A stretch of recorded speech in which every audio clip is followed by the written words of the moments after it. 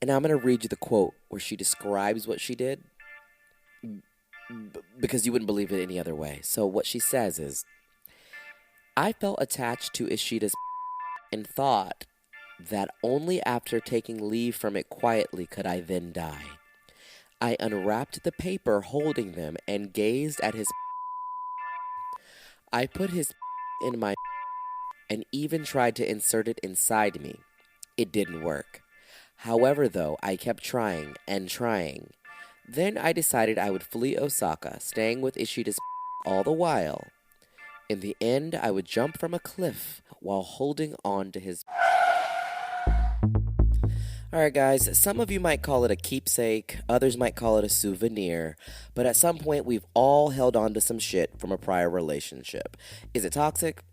Maybe. Should you give that shit back? Hell no. Now, for most people, it's something simple like a hoodie, or an air fryer, or some trauma, or a Netflix login. Well, in 1936, a Japanese woman named Sada Abe decided that for her gift with purchase, for her souvenir, this bitch was going to take her lover's severed genitalia. That's right, y'all. You heard me right. Today we're talking about the mind-fucking case of a femme fatale who shook the shit out of Tokyo when police found a penis and a pair of testicles in the pocket of her motherfucking kimono. Literally, it's giving, was that Natasha Bedingfield? I got a pocket full of penis. Shit is wild. Some might call it out of pocket. Did it? Anyways, y'all, buckle up because after researching this story for the last day and a half, bitch, I can't.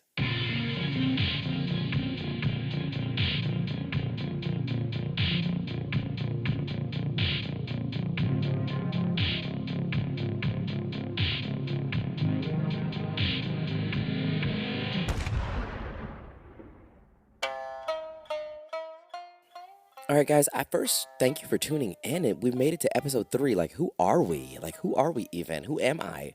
Do I really have a true crime podcast? Are y'all really listening? Is this even real? Period, poo. I'm excited. Thanks for listening. Let's dive into this. Let's just dive into this goddamn story. Okay, so now, all my life, y'all, I gotta preface, all my life, before we dive in, actually, we gotta discuss this. I had to fight the awful and unfair stigma and the slander that Geminis face on a day-to-day basis. People say you guys are crazy, you guys are unstable. Like I've heard it all. Now, I am a Gemini. My husband is a Gemini. Some of my friends are Geminis. Naomi Campbell is a Gemini. So, and there's a lot of other great Geminis too. But as of today, you know what I decided, guys? As of today, when I realized that yet another subject of this goddamn show is a fucking Gemini, I've decided I'm done fighting. Y'all might be fucking right because we are 3 out of 3 at this point. 3 episodes, 3 Geminis. Bitch, maybe we are unhinged. Like, I am done arguing. Like, I'm not fighting the stars because there might be something out there because, wow. And especially after hearing about this story, like, I'm done defending us. Like, it's too much. Also, Kanye has gone officially off the rails. He's a Gemini.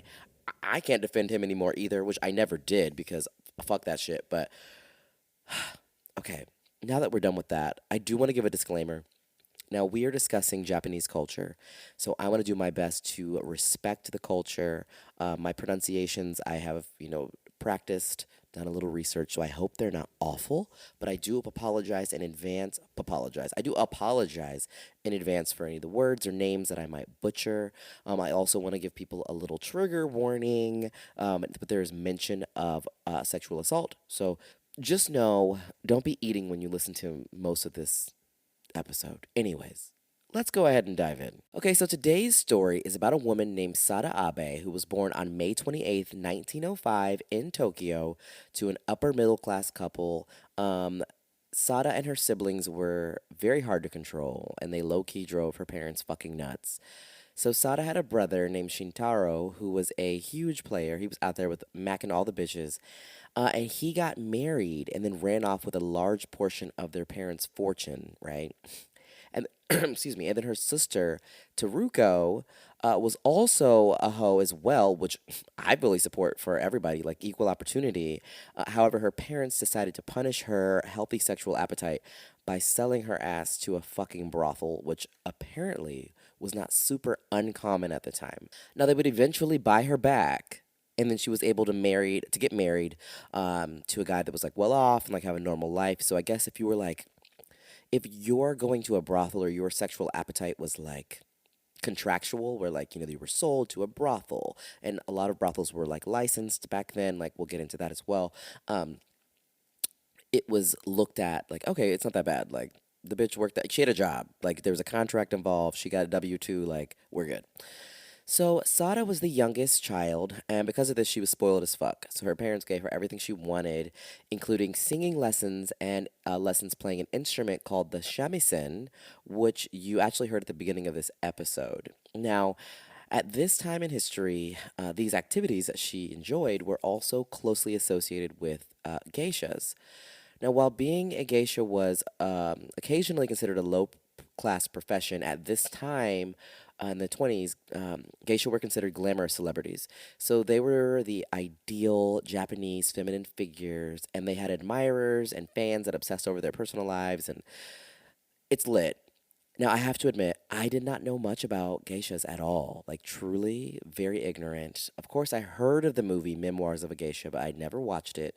And then, if you're like me, you know that one problematic Nicki Minaj song where she's like, "When I was a geisha, he was a samurai. Somehow I understood him when he spoke Thai. Never told lies and he never broke fly." That's all I knew about being a geisha, which is not much, I'm ashamed to admit. So, geisha, also known as geiko or gegi, are a class of female Japanese performing artists and entertainers trained in traditional Japanese performing art styles, such as dance, music, and singing, as well as being proficient conversationalists and hosts. Now, geisha couldn't get married. The rule of the profession was that they were married to their art, not a man, which, period, poo, do what you gotta do. If they want to get married, they would have to quit. Once they quit, it was really hard to get back into it unless you debuted in a new city, like under a different name. Like, you know, it's like once you like fuck up at your drag house, you know, and you want to get back into drag, like, or you get canceled on Twitter and you want to like reemerge, like you got to change your name and shit. So, one interesting fact is they could have children and they could have like secret lovers, which was kind of lit. So they could like do what they wanted to do. They just couldn't get married and, you know, be public about their relationships. Now, listen, I've done my research. I am not Japanese. I am not a scholar. So if anything is off, feel free to let a bitch know. But I'm giving you the best I can, giving you the best that I got in my Anita Baker voice. So, present day geisha can actually be found in several cities across Japan, including Tokyo and Kanazawa, but the former capital of Kyoto remains the best and most prestigious place to experience geisha, who are known there as geiko. Now, there's five major geiko districts that are left in Kyoto, and according to my research and to what I found out about this case, in the 20s there were certain ranks within the geisha, and some of them who lacked training and like the training and the skills and didn't have the apprenticeship as kids, you know, to become a geisha. Some of them ended up having sex and were expected to do that, but the higher ranking geisha did not. So, a history lesson for me, because my dumb Western ass just thought that it was like, oh, they were all prostitutes, but they were not. However, we will double back to this later. So, let's get back to the story. So we have Sada. She's a spoiled kid. Now her parents have so much bullshit to deal with, like surrounding their other kids. So they didn't really give Sada a lot of like oversight or supervision, so she could kind of do whatever she wanted. And whenever they would be fighting with their older kids in the house, they would send Sada out to the streets to like air out and play. They're like, "Girl, like go get out of the house. Like we got, you know, some shit to go down." So she found some friends who were other teens whose parents also told them, like, you know, bitch, go outside. And they all used to hang out and chill until one night, Sada was hanging out with these kids, and she was 14, and she met one of their male acquaintances who raped her, which beyond fucked up. So naturally, this was horrific and traumatizing as fuck. But when Sada told her parents, surprisingly, they believed her. And they were super supportive. They were outraged. They were supportive in the best way they knew how and according to the customs and things, you know, and the time. So I think they were more sympathetic because they knew like this probably wouldn't have happened if they weren't constantly sending her out of the house. So what her parents ended up doing ultimately was sit down with the rapist guy's parents, and then they suggested that he, you know, because of what he's done, he and Sada should get married. Now, Apparently, at the time, it was more taboo to be a victim of sexual assault than to work at like a licensed brothel. So her parents were like, okay, this is like the smart way to do this. This will ensure her like a good future, like save her virtue, whatever, whatever. She'll be able to find a husband. Who, but to us, obviously, present day, it's super cringe. The guy's parents were like, nah, fuck that. Like, you guys are low class. Like, our son's gonna like marry up. Like, it's gonna be a high class bitch. He's gonna find someone like higher class than your daughter. So her parents sent her to work for a wealthy family as a maid because they just kind of wanted to give her some structure, provide her with a kind of like a safe space, like get out of the house, but you can be, have your responsibility. Well, unfortunately and naturally, this is something that happens with assaults. People, like, she wasn't the same. People are not always the same. So she was a very different girl, and she was acting out and kind of, lashing out and partying a lot, having sex. She was out there living her best life. And eventually she got fired by the family because she was actually stealing from them. So at this point, her parents had no fucking control over her. So in 1922, they sold her to a geisha house. Now, later on, Sada's oldest sister Toku would go on to confess, or to testify rather, that Sada wished to become a geisha. However, Sada herself claimed that her father made her a geisha as punishment for her promiscuity. Okay, so here we have 17-year-old Sada who is entering the world of geisha. Now, she quickly realizes that, like, yo, there's levels to this shit, and she is coming to this profession with little to no training at almost 18 years old. And there are women who have been here training to do this shit since they were kids. So naturally, she is a lower ranking geisha, which I mentioned before, which meant she had to make herself available to have sex with clients. Now, she did this shit for 5 years before she contracted syphilis, which was like popping at the time and was considered manageable but incurable. So she got some treatment, which I'm sure wasn't the best because penicillin didn't come out until like 1928. So because prostitution and the geisha profession were so closely monitored and regulated back then, she would have to agree to regular examinations to check for STDs and to check up on any pre existing ones. Now, she was actually allowed to continue working with her syphilis as long as I guess it was like under control, I guess, is what I'm gathering. Well, around this time, Sada is 22 years old. She's been doing this shit. She's tired of this shit. And she realizes, like, bruh, I can make more money working for a brothel as a legally licensed prostitute. Now, the fact that prostitutes can get a license is lit. Like, you can get a prostitute license. I'm just imagining your friends being like, bitch, like, let's go out tonight. And you're like, nah, bitch, I gotta stay home and study for my prostitute license exam. Anyways, so Sada began to work as a prostitute in Osaka's famous Tobita brothel district, but she got this bad reputation, and not the Taylor Swift kind, like a real bad reputation that she was a troublemaker. If clients would like fuck with her or like treat her like shit, which I'm sure they did, she would rob them and steal their money and shit. So, and she also attempted to leave the brothel several times, but she was tracked down by this well organized legal prostitution system, which I'm assuming involved contracts. I mean, the fact that you could sell yourself into them, I'm sure they were contracts. And so, after a few years, I think it was actually 2 years, she eventually successfully escaped the licensed prostitution system and began working as a waitress. Um, that didn't really satisfy the money she wanted to make and the money she knew she could make. So then she went back to being a prostitute again. Now, this time when she went to go back and do it, she was riding dirty. She was unlicensed, so no prostitute. It's not a licensed brothel. So she was working in unlicensed brothels throughout Osaka, and this is around 1932. Now, in 1933, her mother died, so she went back home to Tokyo to visit her dad, visit her mom's grave, be there for him, cook meals, try to be a good daughter. And she entered the prostitute market in Tokyo. And while she was there, she became a mistress for the first time. And her father then got really ill around 1935, and she kind of nursed him for 10 days, and then he died. So now we're in October of 1934, and this is when she is arrested in a police raid on the unlicensed brothel that she was working at. So then there's this guy, Kinosuke Kasahara. Now, Kasahara is a well connected friend of the brothel owner. So he liked her. He's like, this bitch cute. He arranged for her release. Now, Kasahara was super attracted to her. Like, he was into her.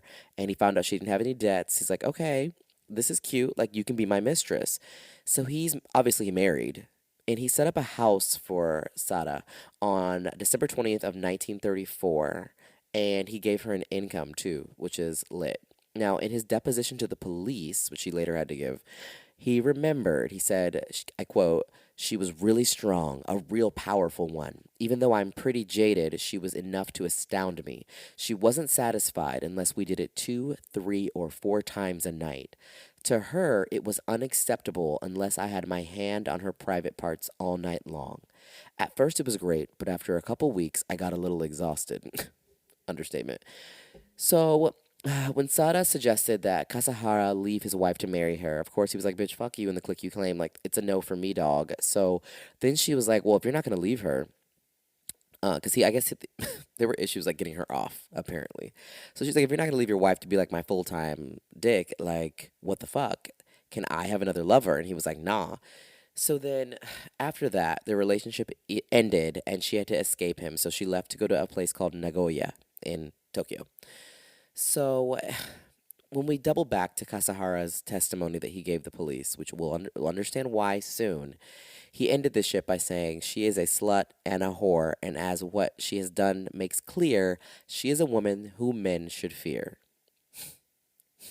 Double standards. Just love that. When you're with him, you're like the baddest bitch ever. You break up, then you're a whore. Anyways, when they talked to Sada about this later on, about her relationship with Kasahara, she said that he didn't love me. He treated me like an animal. He was the kind of scum who would then plead with me when I said we should break up. Sounds very typical. I feel like I've met him. So, in Nagoya in 1935, we have Sada, and she's trying to leave the sex industry like she's done. So she starts working as a maid at at a restaurant, and then she quickly becomes romantically involved with a customer at the restaurant named Goro Amiya. He was a professor and a banker. He wanted to be a member of the Diet of Japan, which was Japanese parliament. At this point, we have Sada. She is tired and bored with Nagoya. She's talking to this guy who's like kind of a politician, but she's also a maid at a restaurant, so she knows this is just not going to work out. So, him and her are talking one day in June, and he finds out that she had previously contracted syphilis. So, he actually paid for her to stay at a hot springs resort in Katsuyatsu from November until January of 1936. So, little background that I found out, apparently, like hot springs and hot water and like prolonged like hot baths were supposed to cure syphilis at this time. I think we all know the truth, but back then, why not? Why not? So in January, she's out of the hot springs, back from her stay, feeling refreshed, maybe a little pruny from all the water. But anyways, Amaya's talking to Sada, and he's like, "Bro, like you could become financially independent if you just opened up a small restaurant." So he recommended that she should start working as an apprentice in the restaurant business. And this is where shit gets wild. So back in Tokyo, she began to work as an apprentice at the Yoshidaya restaurant in February 1st of 1936. So the owner of this establishment, Kichiso Ishida, he was 42 at the time. Now, he had worked his way up in the business, starting as an apprentice at a restaurant specializing in eel dishes. He had opened Yoshidaya in Tokyo's Nakano neighborhood in 1920. Now, when Sada joined his restaurant, Ashita, he had become well known as like a player. So he was like fucking everybody apparently at this time in the restaurant. Fun fact, he had a fucking wife who basically she ran the fucking restaurant while he just fucked around on everybody. So, and of course, because he's the man, everyone's like, "Oh, like your name, like you're like the guy running the restaurant." Meanwhile, behind the scenes, his wife did everything while he just fucked around. So, did not take long after Sada had started working at the restaurant that Ishida was like, whatever. He started flirting with her. So she was into it. So I guess it was consensual. She's just like, he was like, "What's up?" And she's like, "My pussy." So they went in and they engaged in this crazy sexual relationship. The first time it happened was in the restaurant while there as like a geisha singing music. They're in like one of the tea rooms and they are like fucking, which is wild. So on April 23rd of 1926, Sada and Ishida, they met for a prearranged sexual encounter at a tea house, which it's not like Starbucks. No, like a tea house as was kind of like a love hotel kind of. So this was in the Shibuya neighborhood. So they were planning just a short fling. They instead stayed in the bed for 4 days of just fucking, which is wild. So on the night of April 27th, they moved to another tea house in a further out neighborhood, where they could continue to drink and fuck, and occasionally they were doing this while a geisha was singing, which is just wild. Now, apparently, they were like so into like this sexual obsession they had with each other and connection. They would continue having sex when the maids entered the room to like serve sake. Like they wouldn't even stop. Like it was just like we're going. So then after that, they moved to went to another neighborhood. And Ishida, he didn't actually come home to the restaurant until May 8th. He was gone for 2 fucking weeks on a fuckcation with Sada. So later on, Sada quoted, "It is hard to say exactly what was so good about Ishida, but it was impossible to say anything bad about his looks, his attitude, his skill as a lover, the way he expressed his feelings. I had never met such a sexy man." So clearly, he is just swagging it with big dick energy and apparently enough stamina to keep up with her. And we heard that in her last relationship, she was trying to fuck 4 times a day, and they had this 2 week long fuckcation. Wild. So after their 2 week encounter ended, Sada, she became agitated and she started drinking a lot. And the bitch was like all in her feelings. And she said that with Ishida, she had finally found true love for the first time in her life, and that the thought of him being with his wife just made her so jealous and enraged. So, just over a week before Ishida's death, Sada began to contemplate his murder. So, on May 9th of 1936, she attended a play in which a geisha attacks her lover with a large knife. After that, she pawned some of her shit, like clothes, and used the money to buy a fucking kitchen knife so that she could threaten Ishida. She later described meeting Ishida that night. She said, "I pulled the kitchen knife out of my bag and threatened him as had been done in the play I had seen, saying, 'Kichi, you wore that kimono just to please one of your favorite customers. You bastard, I'll kill you for that.'" Now, at first, Ishida was like, "Oop, the fuck?" And he was startled and he kind of like pulled away. And then this fool was like into it. He's like, "Oh, bitch, like this is kind of fun." So he was like, thought it was role play. And I guess it just turned him on even more. So he was just like, let's fucking do this shit. Okay, so later on, they link up again for another sneaky link fuck fest. And during their like love making this time, Sada put the knife at the base of Ishida's penis. And she said she would make sure he could never play around with another woman. And I guess Ishida was like, ah, kiki, like laughing. Like he was like turned on, like, ha ha ha, she's joking. Wild. A wild assumption to make. So, about 2 nights into their sexcapades and fuckfest, Sada began choking Ishida and during sex. And he told her, like, bitch, like, keep going. Like, this is, like, increasing my pleasure. Like, I'm about this life. Like, I'm into it. Consensual. So she had him choke her too, and she's like, "Oh, cute! Like I'm with it." Okay, so on the evening of May 16th, 1936, during their fuckfest weekend, sneaky link, Sada used her sash for her kimono to cut off Ishida's breathing during orgasm, and they both were like, "Bitch, this is so fucking fun." So they were into it. They repeated this for 2 more hours. Now, once Sada stopped the strangulation, Ishida's face was fucked up, like distorted and fucked up, and it would not return to fucking normal. So they freaked out. So she went to the pharmacy. She got some tablets of like the sedative called Calmatin to try to soothe his pain. Now, according to her, as he started to doze off, he told her, "You'll put the cord around my neck and squeeze it again while I'm sleeping, won't you? If you start to strangle me, don't stop because it's so painful afterwards."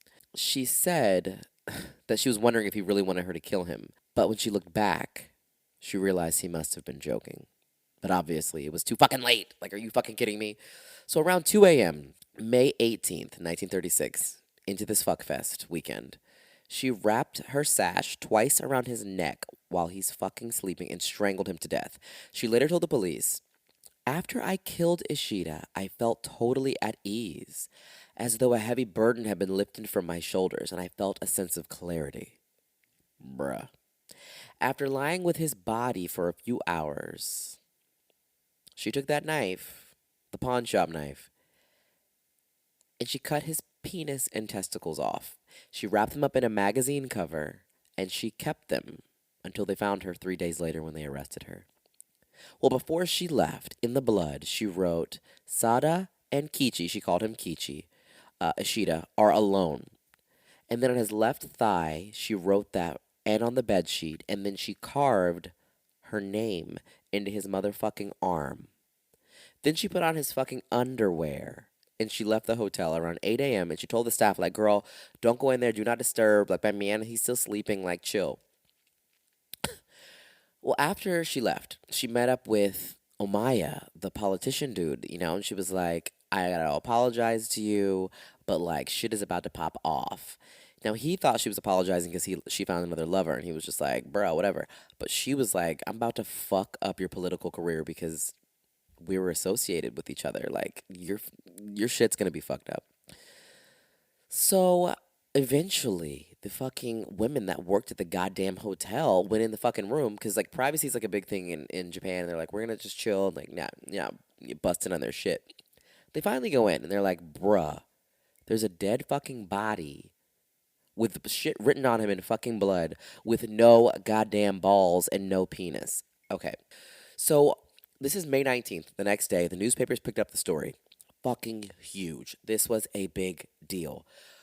Omaya's career was ruined, and Sada was under this public scrutiny from that point onward to the rest of her life. Now, the circumstances of his death, obviously, everyone's like, bro, she cut his dick. A woman killed a man, first of all, and cut his motherfucking dick and balls off.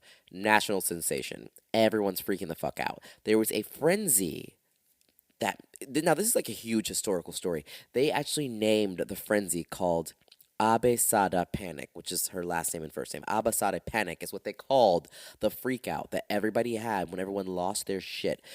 Police were receiving all these reports of sightings from her in various cities. There was a false sighting that nearly caused a stampede in Ginza, resulting in a large traffic jam.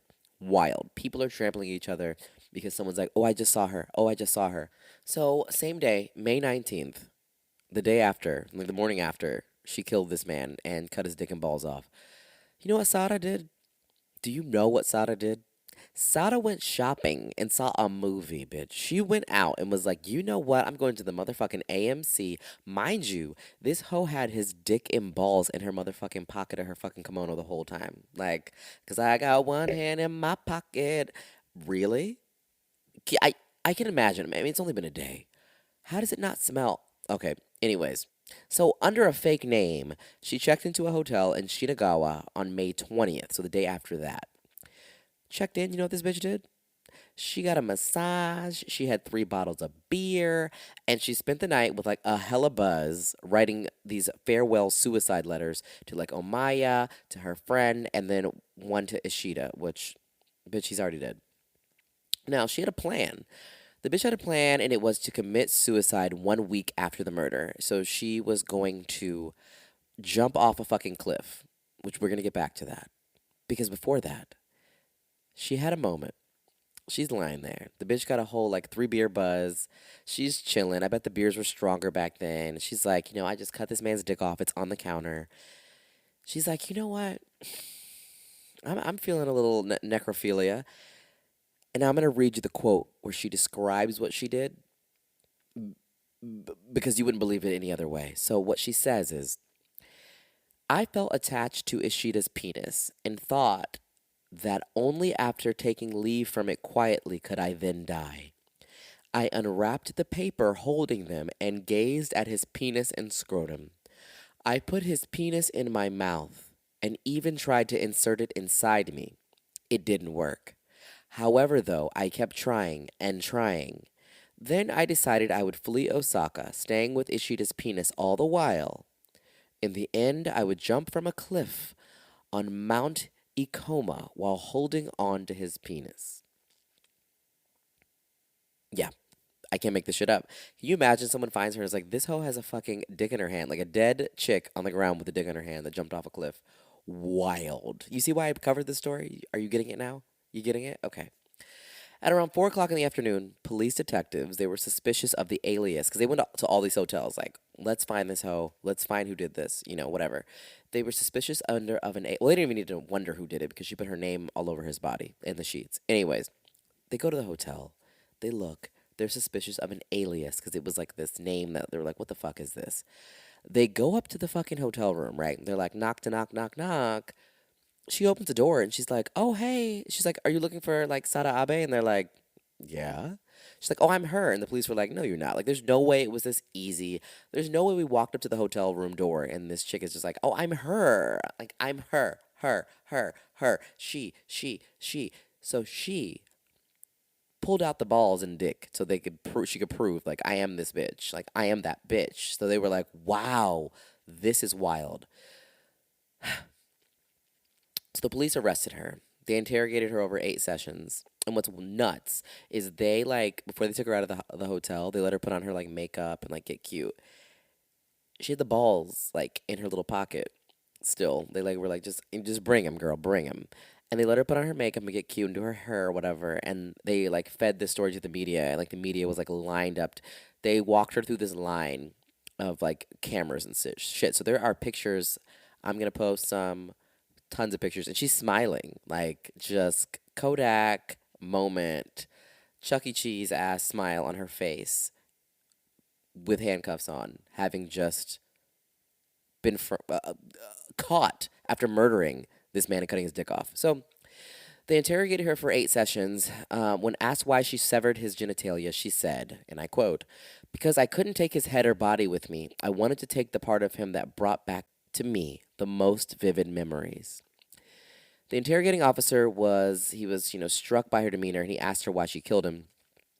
And she said, she got excited and had this sparkle in her eyes, is what the guy said, first of all. And her answer was, "I loved him so much, I wanted him all to myself. But since we were not husband and wife, as long as he lived, he could still be embraced by other women. I knew if I killed him, no other woman could touch him ever again. So I killed him." Not funny, but I just can't.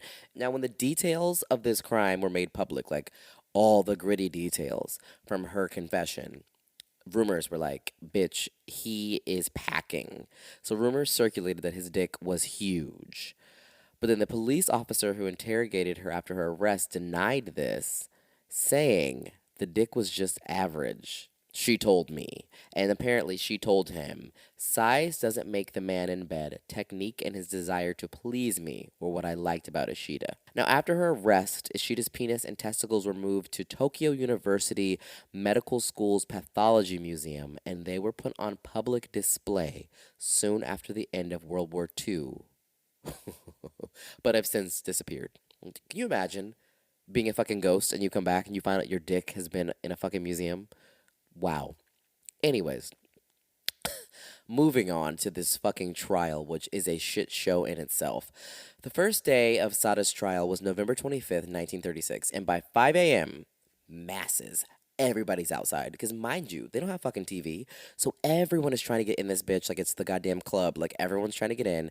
They're all gathering outside, and the judge presiding over the trial. You ready for this shit? You ready for this? The judge admitted, why? Why? The judge admitted to being sexually aroused by some of the details involved in the case, yet made sure that the trial was held with the utmost seriousness. The judge is up there like, bitch, I'm hard for this shit, but I'm gonna make sure that like we take this shit seriously. I can't. So her statement before receiving sentences began. And what she said is the thing I regret most about this incident is that I have come to be misunderstood as some kind of sexual pervert. Okay. There had never been a man in my life like Ishida. There were men I liked and with whom I slept without accepting money, but none made me feel the way I did toward him. Okay. So on December 21st, she was convicted of murder and mutilation of a corpse. Now, though the prosecution demanded 10 years, and according to Sada, she asked them, like, bro, give me the death penalty. Like, I want to die. Do you want to know what she was sentenced to? Y'all ready? Have a seat first. 6 years. That's right. SIX. She was sentenced to 6 years in prison. She was confined to the Tochigi Women's Penitentiary, where she was prisoner number 11. Her sentence was commuted, though, on November 10th, 1940, on the occasion of the 2600th anniversary celebrations of the mythical founding of Japan when Emperor Jimmu came to the throne. So she was released 5 years after the murder on May 17th, 1941. She got out in time to celebrate her fucking birthday. Like, this shit is wild.